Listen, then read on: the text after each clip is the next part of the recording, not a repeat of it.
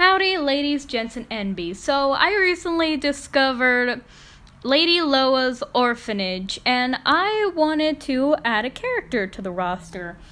This is Mina. Her role is infant, because she's only 5 years old, and she's arguably human, but you might be thinking, but Poketail, she's blue. How can she be human?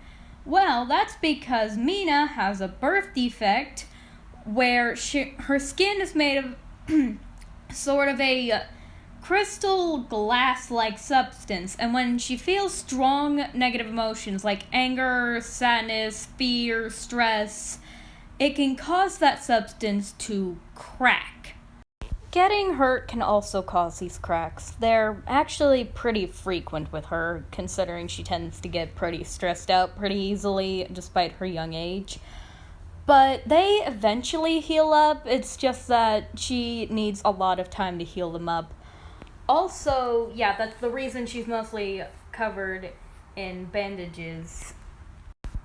The cracks really hurt her when they're touched, so she tends to avoid physical contact a lot, especially in areas where she has fractures, because if you touch those fractures, it will hurt.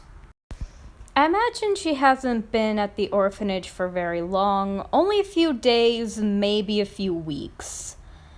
Oh, and speaking of the orphanage, and more specifically its caretaker, Mina's actually rather close to Lady Loa, and tends to cling to her, basically. She's pretty dependent on Lady Loa, which makes sense considering how fragile she is.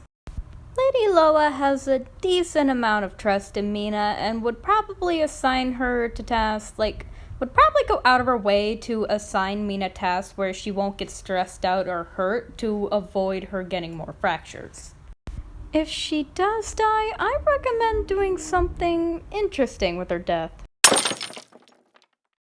I'm sorry.